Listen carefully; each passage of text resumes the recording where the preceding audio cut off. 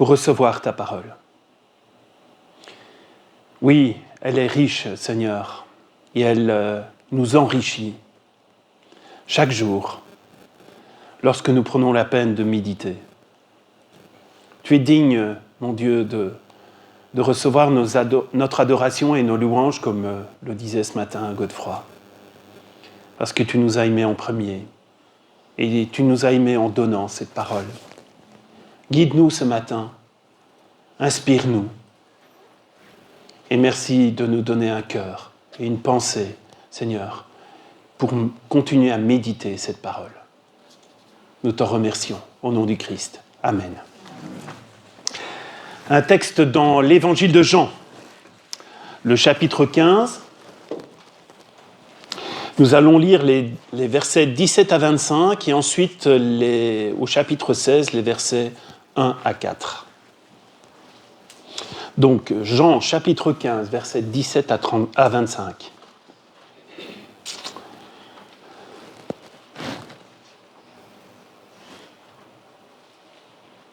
Ce que je vous commande, c'est que vous vous aimiez les uns les autres. Jean 15, versets 17 à 25. Pardon. Ce que je vous commande, c'est que vous vous aimiez les uns les autres. Si le monde vous déteste, sachez qu'il m'a détesté avant vous. Si vous étiez du monde, le monde serait ami de ce qui lui est propre. Si le monde vous déteste, c'est parce que vous n'êtes pas du monde. Alors que moi, je vous ai choisi du milieu du monde. Souvenez-vous de la parole que moi, je vous ai dite. L'esclave n'est pas plus grand que son maître. Ils m'ont persécuté, ils vous persécuteront aussi. S'ils ont gardé ma parole, ils garderont aussi la vôtre. Mais tout cela, ils vous le feront à cause de mon nom, parce qu'ils ne connaissent pas celui qui m'a envoyé. Si je n'étais pas venu, et si je ne leur avais pas parlé, ils n'auraient pas de péché. Maintenant, ils n'ont pas d'excuse pour leur péché. Celui qui me déteste, déteste aussi mon Père. Si je n'avais pas fait parmi eux les œuvres que nul autre n'a faites, ils n'auraient pas de péché. Maintenant, ils ont vu et ils ont détesté, et moi et mon Père. Mais c'est pour que soit accomplie cette parole écrite dans leur loi, ils m'ont détesté sans raison. Les versets 1 à 4 du chapitre 16. Je vous ai parlé ainsi afin qu'il n'y ait pour vous aucune cause de chute. Ils vous excluront des synagogues, l'heure vient même où quiconque vous tuera pensera offrir un culte à Dieu. Et ils feront cela parce qu'ils n'ont jamais connu ni le Père, ni moi. Je vous ai parlé ainsi pour que l'heure venue, vous vous souveniez que moi, je vous l'ai dit.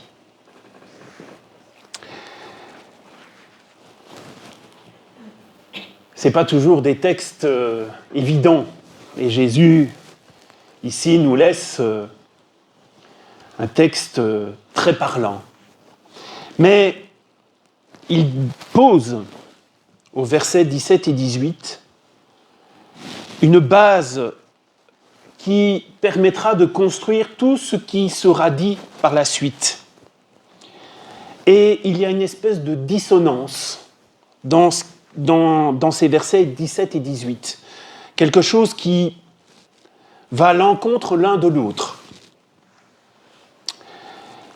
Face au commandement de s'aimer les uns et les autres, au verset 17, en face, parce que savoir que chez nous c'est coupé en versets, dans l'original il n'y a pas de coupure, face au commandement de s'aimer les uns et les autres, au verset 18, il nous dit « Il y a la haine du monde ». Aimez-vous les uns les autres. Et ensuite, il nous dit « Mais si le monde vous déteste, sachez qu'il m'a détesté avant vous. » C'est comme si on passait de l'un à l'autre. Il y a un renforcement de cette force haineuse lorsque Jésus nous dit comme un avertissement, sachez qu'il m'a détesté avant vous. Il y a un avertissement. Si le monde vous déteste, sachez qu'il m'a détesté avant vous. Il nous avertit. Il y a un avertissement. Ce qui lui est arrivé risque fort de nous arriver.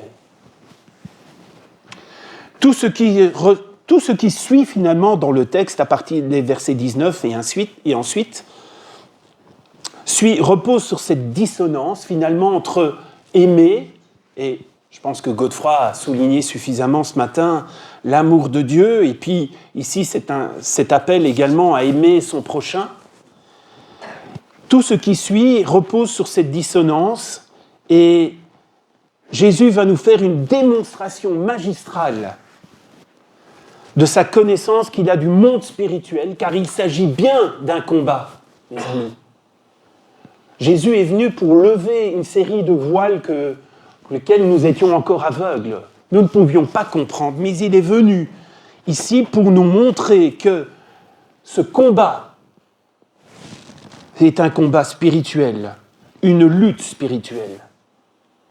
Pourquoi une lutte spirituelle ? On n'y pense pas trop souvent.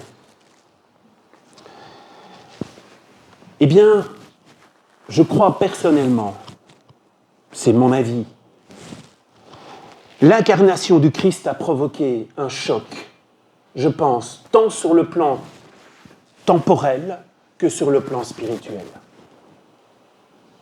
Il s'est passé comme une déflagration au moment où le Christ est venu, où le Christ s'est incarné, au moment où il est né. Bien sûr, nous fêtons Noël avec les anges et les bergers, et on a quelque peu rendu ça mignon, on va dire, la fête de Noël. Mais il s'est passé quelque chose. Et c'est un point tel qu'on voit bien que dès le début de l'œuvre du Christ, il y a quelque chose qui est mis en route. Dès sa naissance, il y a comme une mise en action de sa destruction.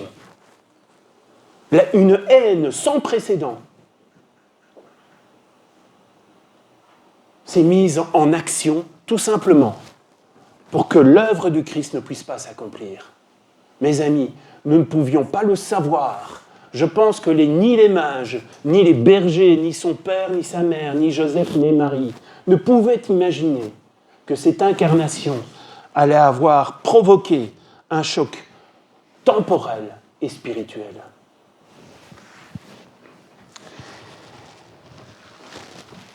Et c'est même souligné par d'autres évangélistes. Je pense notamment à l'évangile de Luc. Souvenez-vous de ce que dit Siméon à propos de Jésus. Lorsqu'il le voit arriver dans le temple, il est dans une joie énorme. Et puis, il va dire cette phrase, cette simple phrase, mais elle est très explicite. Celui-ci est là pour la chute et le relèvement de beaucoup en Israël. Et comme un signe, un miracle si vous préférez, qui provoquera la contradiction. Luc chapitre 2, verset 34. Quand je vous dis que la venue de Jésus n'est pas anodine, ce n'est pas quelque chose qui est passé inaperçu, en tout cas, peut-être pour les hommes, dans un premier temps, mais dans le monde spirituel, cela a été un choc. Ça a été à la fois extraordinaire pour les anges, pour ceux qui servaient Dieu. Par contre, pour le diable et ses acolytes, cela a été comme une catastrophe, parce que c'était déjà le signe de leur fin. Siméon dit « La chute et le relèvement de beaucoup en Israël comme un signe qui provoquera la contradiction. » Et tout ceci est devenu d'autant plus vrai que Jésus arrive à la fin de son parcours sur terre ici, dans le chapitre 15. Son heure est proche. Et il dévoile à ses disciples toute la haine du monde pour lui. Combien de fois n'est-il pas attaqué ? Aussi, il est adulé, bien sûr, par le peuple qui le suit. Ils aiment l'écouter. Ils aiment l'écouter, mais ils aiment surtout ses miracles. Mais il va dévoiler à ses disciples toute cette haine qui est autour de lui. Et il parle de ce monde qui le hait. Et quand il parle du monde, Jésus parle du système du monde, celui qui est impie, celui qui est déchu, qui se compose de gens, bien sûr, qui ne sont pas nés de nouveau, et que Satan domine. Et on le souligne d'ailleurs dans plusieurs passages. Jean chapitre 12, verset 31, chapitre 14, verset 30, 1 Jean chapitre 5, verset 19. Et donc, une haine du monde pour lui, et qui de surcroît deviendra une réalité également pour ses disciples. Il les avertit. C'est au verset 20, il le souligne. Souvenez-vous de la parole que moi je vous ai dite, l'esclave n'est pas plus grand que son maître. S'ils m'ont persécuté, ils vous persécuteront aussi. Et s'ils ont gardé ma parole, ils garderont aussi la vôtre.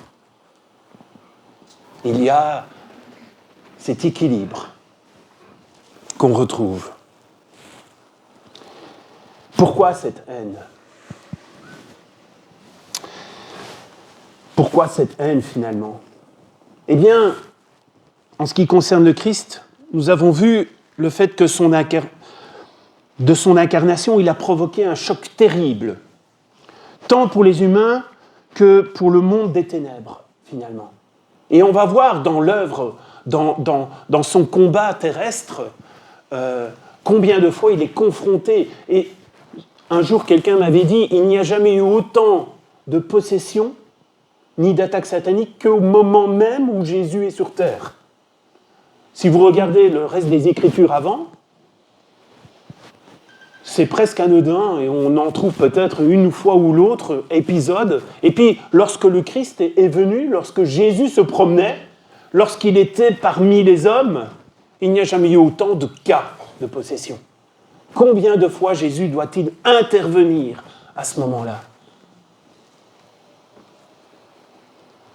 Combien de fois Jésus va-t-il être tenté lorsqu'il va au désert et qu'il a pris ce temps, ces 40 jours, et qu'à un moment donné, Satan arrive,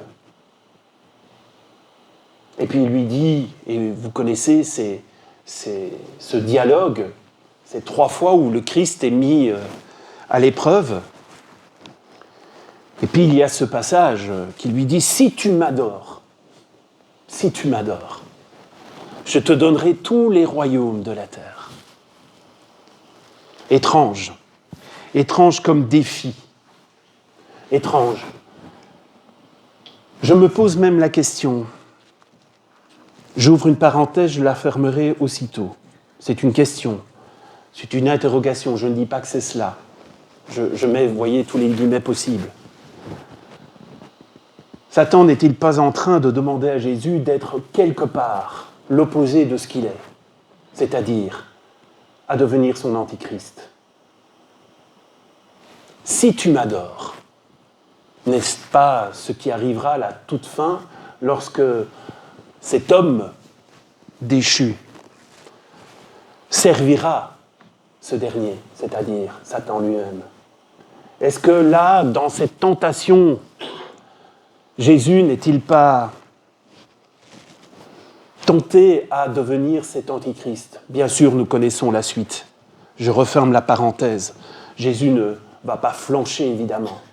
Il est venu pour toute autre chose. Il n'est pas venu pour régner à présent sur ce monde.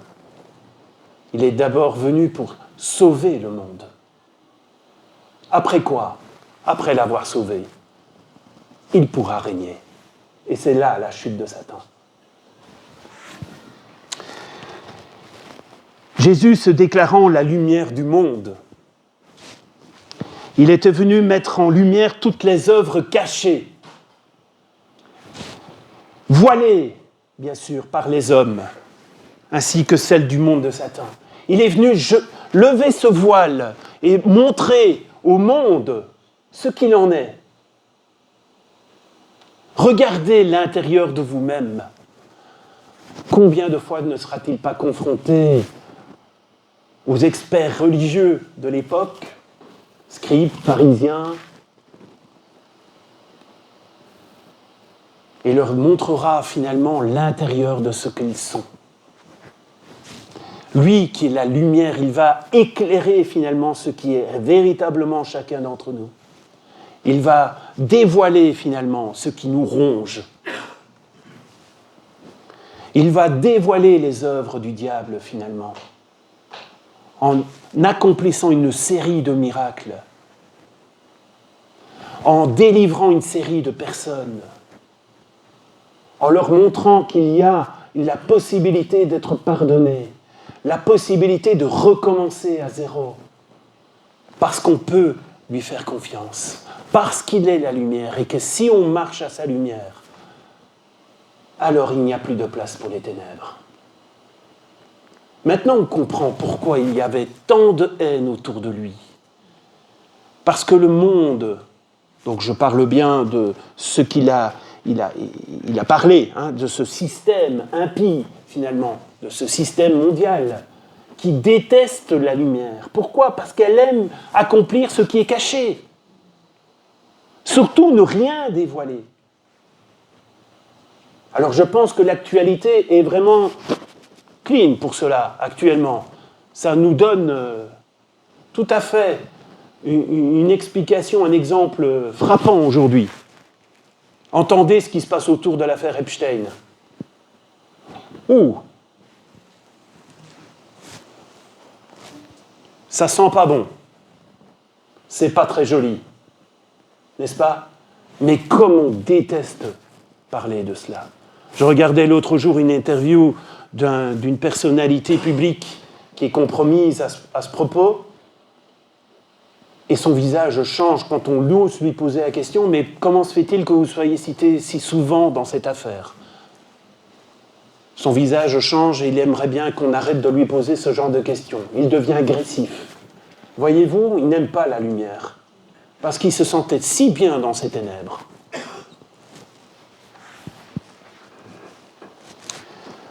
Ce dévoilement de Jésus-Christ a donc provoqué la haine du monde. Regardez au verset 24 et 25.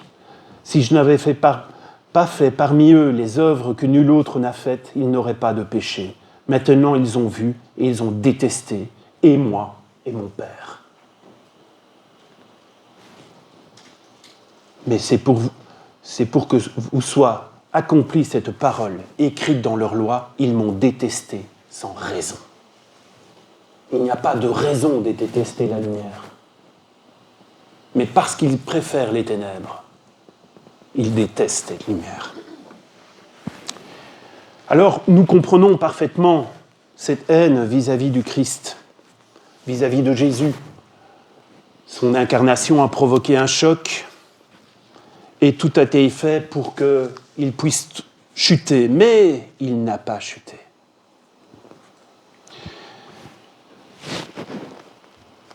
Mais pourquoi cette haine vis-à-vis de nous ? Parce qu'il nous associe finalement. En quoi les disciples sont-ils finalement si différents des autres disciples ? Parce que croyez-moi, des maîtres, il y en avait à l'époque de Jésus. Il y en avait plein d'autres. Et il y avait des tas de disciples qui suivaient des maîtres. Mais pourquoi eux spécifiquement ? Finalement, ne sont-ils pas simplement des hommes parmi les hommes ? Qu'ont-ils de plus que les autres ? Et derrière, finalement, posons-nous la question, en quoi sommes-nous si différents ? Puisque derrière les disciples, nous pouvons nous associer. Cette parole s'adresse à nous, évidemment. En quoi sommes-nous si différents ? Eh bien, regardez, c'est encore Jésus qui va dévoiler le pourquoi. Il nous dit au verset 19, « Si le monde vous déteste, c'est parce que vous n'êtes pas du monde. Alors que moi, Jésus, je vous ai choisi du milieu du monde. » En voici la raison. C'est parce que nous avons été choisis par lui. Et uniquement par lui. Et donc, toute cette haine qui est autour de lui, cette tentative Eh bien, évidemment, lorsqu'il nous choisit, parce qu'il en a choisi 12, souvenez, regardez bien les Écritures, parce qu'il a pris une nuit entière de prière avant de choisir les 12. Il ne les a pas choisis au hasard. Hein. À un moment donné, on dit que près de 70 disciples le suivaient. Mais il va en choisir 12 parmi eux. Il a passé toute la nuit avec son Père pour en choisir 12. Il y en a même un qui le trahira, il le sait. Mais il l'a choisi aussi. Je vous ai choisi. C'est parce qu'ils ont été choisis et qu'ils ont répondu à cet appel, « Suis-moi », et qu'ils l'ont suivi, que tout d'un coup, cette haine qui était autour de lui va également agir contre eux.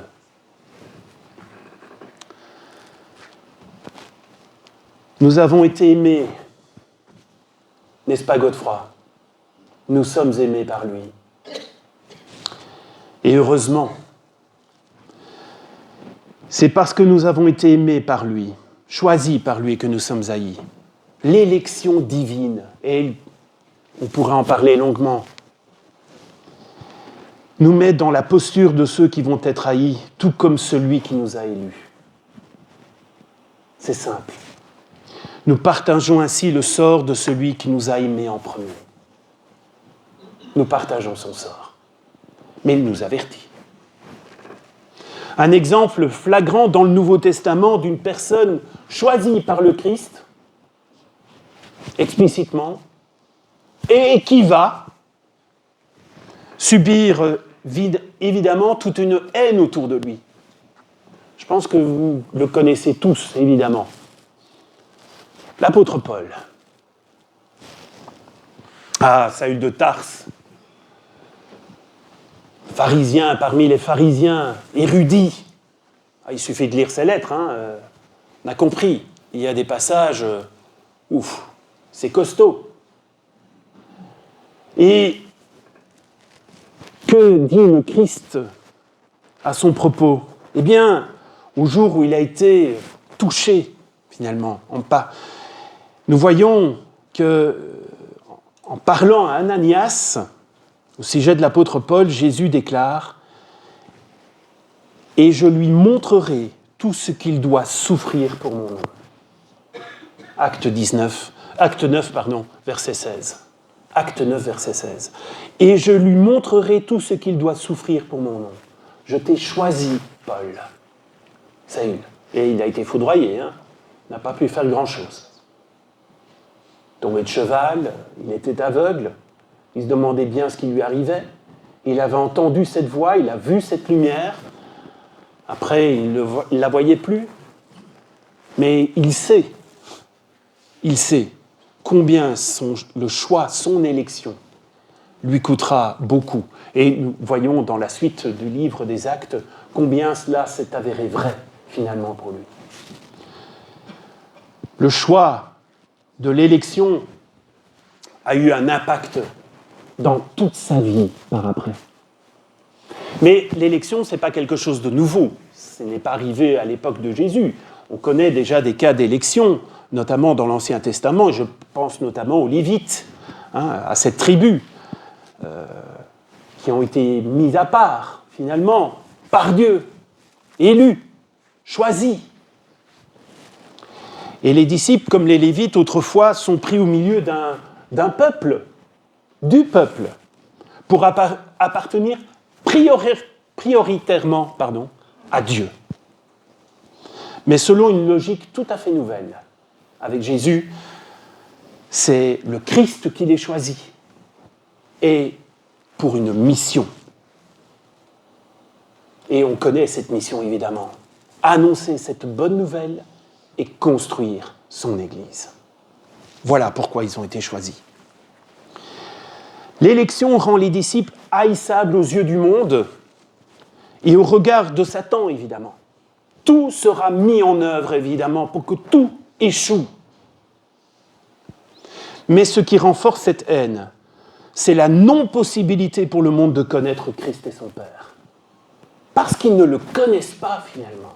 parce qu'ils ne peuvent pas comprendre toute l'œuvre de Dieu, parce qu'ils ne sont pas éclairés et qu'ils ne peuvent pas le comprendre. Le verset 21 nous le souligne. Mais tout cela, ils vous le feront à cause de mon nom, parce qu'ils ne connaissent pas celui qui m'a envoyé. Ils ne le connaissent pas. Ils ne peuvent pas comprendre. Et comme ils ne comprennent pas, ils ont peur. Et la peur, souvent, attise la haine. Et le verbe employé ici est oida, et non ginosko. C'est le mot oida pour connaître, ne pas connaître, c'est pas l'autre. Finalement, ginosko, c'est le terme utilisé pour dire « ouais, je le connais hein, ». C'est quelque chose d'assez général, hein, je le connais bien. Mais oida, ça, c'est un peu plus précis. Parce qu'il souligne qu'ils ne sont pas innocents. Ils ne le connaissent pas, mais parce qu'ils ne sont pas innocents. C'est justement pour cela qu'ils sont condamnables, dit Jésus. Ce n'est pas neutre. Il implique une responsabilité de leur part, une responsabilité morale face à ce qui est évident. Ils ne veulent pas le connaître, tout simplement, si vous préférez. C'est un peu ça qu'on pourrait traduire. Ils ne veulent pas le connaître parce qu'ils n'ont pas envie de le connaître. Vous comprenez ?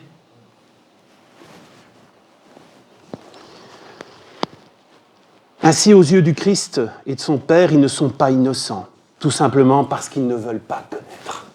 Il s'agit d'un acte de rupture volontaire. Ils ne veulent pas, finalement, de cette réconciliation. Ils préfèrent la rupture. Et l'apôtre Paul, plus tard, développera cela dans ses lettres, notamment dans l'Épître aux Romains, dans l'Épître aux Éphésiens. Il nous parlera longuement de cela, de cette volonté de ne pas vouloir se réconcilier, de ne pas vouloir rentrer dans cette alliance avec Dieu. Et dans l'Épître aux Éphésiens, notamment, Paul dit « Ils ont l'intelligence qui est obscurcie. Ils sont étrangers à la vie de Dieu. Ils sont totalement étrangers. Ils n'y comprennent rien. Et ce, à cause de l'ignorance qui est en eux, dit-il, à cause de l'endurcissement de leur cœur. »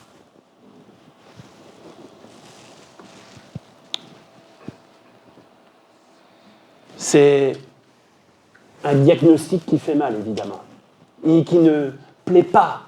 Vous voyez, quand la lumière éclaire finalement ce qui ne va pas, quand cette lumière vient éclairer finalement la réalité de ce qu'il est, on n'apprécie pas cela.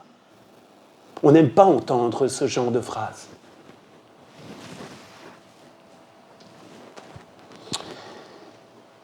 Et en ce qui nous concerne, mes amis, parce que le texte, il est là pour nous parler. Je termine, je vous rassure. Si nous sommes ici, présents, c'est parce que Dieu a jeté son dévolu sur chacun d'entre nous. Quand je parle de dévolu, c'est un terme léger, hein, mais il nous a aimés, comme on l'a souligné ce matin. Il a jeté tout son amour sur nous et il nous a choisis tout comme il le fait avec ses disciples. La preuve, c'est que nous sommes là. Nous sommes tendrement aimés par lui. Et ce qui arriva à Jésus et à ses disciples concerne également chacun et chacune d'entre nous. On est assis dans notre confort et on doit en profiter. Nous sommes haïs quelquefois, car nous avons été choisis par le Christ. Et Jésus a dit, l'esclave n'est pas plus grand que son maître. Hein. S'ils m'ont haï, ils vous haïront. Et combien de fois, peut-être avons-nous expérimenté cela dans notre dialogue, dans nos partages avec ceux qui finalement ne connaissent pas Dieu, mais que nous aimerions bien partager. Et puis, il y a ce point d'interrogation au-dessus de leur tête, en disant, mais de quoi il me parle ? Je comprends absolument rien de ce qu'il me raconte, et puis j'en ai rien à faire. C'est souvent la réponse que je reçois. C'est bien, je suis heureux pour toi. Mais moi, je suis très bien comme je suis. D'accord. Ce n'est pas de la haine, mais c'est de l'incompréhension. De temps à autre, il y a « Oh, fous-moi la paix. Franchement, avec ton Jésus et ton Dieu. » Nous sommes haïs car le monde ne connaît ni Jésus ni son Père. C'est Jésus qui nous l'a dit. Il nous le souligne. Ils ne le connaissent pas. Et pourtant, de temps à autre, et nous aimerions tellement que de nombreux cœurs puissent s'ouvrir et qu'ils puissent comprendre et entendre finalement cette parole, qu'elle puisse pénétrer au fond d'eux. Mais même dans l'évangélisation, même dans le ministère de Jésus, combien se sont tournés vers lui ? Combien l'ont suivi ? Combien se sont attachés à lui ? 3 ans de ministère. Et le livre des Actes nous dit qu'ils étaient combien ? 120. Si on avait 120 disciples, ce serait pas mal. Hein ? Imagine 120 personnes de plus ici. Il faudrait agrandir. Ce serait génial. Mais le Christ lui-même a constaté combien le cœur était quelquefois extrêmement dur. Fort heureusement, l'Esprit agit. C'était 120. Aujourd'hui, nous sommes des centaines de millions. C'est en guise d'avertissement que tout cela nous est communiqué, mes amis. Dieu ne désire pas que la haine du monde et la lutte spirituelle soient une occasion de chute. C'est pour ça qu'il nous le dit. Je vous ai parlé ainsi afin qu'il n'y ait pour vous aucune occasion de chute. Il faut tenir. Relisons les versets 2 à 4. Ils vous excluront des synagogues, l'heure vient même où quiconque vous tuera pensant offrir un culte à Dieu. Et ils feront cela parce qu'ils n'ont jamais connu ni le Père ni moi. Je vous ai parlé ainsi pour que, l'heure venue, vous vous souveniez que moi, je vous l'ai dit. Mais mes amis, on est remplis d'exemples autour de nous, de ces disciples haïs. Nous avons reçu les dernières nouvelles de Porte Ouverte. Regardez la quantité de frères et sœurs qui sont haïs et persécutés, tout simplement parce qu'ils proclament Jésus. Ah, ils ne sont plus 120. Ils sont des millions, parce que l'Esprit souffle, évidemment. Le Consolateur est venu. Il agit. C'est la force en Christ, cela, évidemment. Il ne nous a pas laissés seuls, évidemment. Voici, je suis avec vous tous les jours jusqu'à la fin des temps. Il ne nous a pas laissés seuls. Mais c'est un exemple terrible. Et quand je lis, ils vous excluront des synagogues, mais l'heure vient même où quiconque vous tuera pensera offrir un culte à Dieu. Quand j'entends certains crier Allahu Akbar et qu'on tue des chrétiens, on les égorge en public, et ils pensent rendre un culte à Dieu pour avoir massacré quelques chrétiens, n'est-ce pas exactement ce qui est écrit ?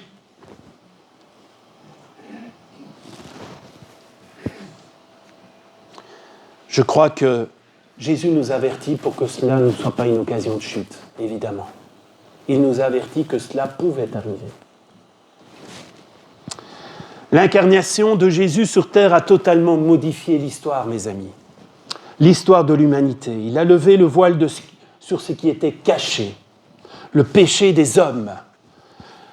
Le monde des ténèbres, finalement, a été mis à nu. Le monde déteste cette lumière, car il n'aime pas que l'on dévoile ses manœuvres et le mal qui est en lui. Il ne veut rien connaître de cette lumière. Il ne veut pas l'entendre.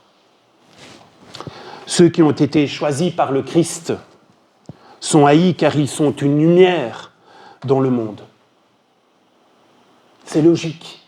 Et il le dit, on ne met pas une lumière sous un boisseau. On la met sur une montagne afin qu'elle éclaire. C'est ça, ce à quoi nous sommes appelés, mes amis. Nous avons été mis à part pour Dieu. Rappelons-nous cela. Mis à part, vous et moi, pour une œuvre. Nous avons accès à la connaissance de Dieu. Nous sommes sujets de son amour. Et nous devons nous aimer les uns les autres. C'est ce qu'il nous dit au verset 17. Jamais nous ne devons oublier. Nous sommes aimés. Nous l'aimons. Et nous devons nous aimer les uns les autres. C'est ça être la lumière du monde. Ne soyons donc pas surpris, mes amis, si le monde dans lequel nous vivons n'apprécie guère ce genre de discours et n'apprécie guère ce genre d'attitude. Il ne peut le comprendre parce qu'il ne supporte pas cette lumière. Prions.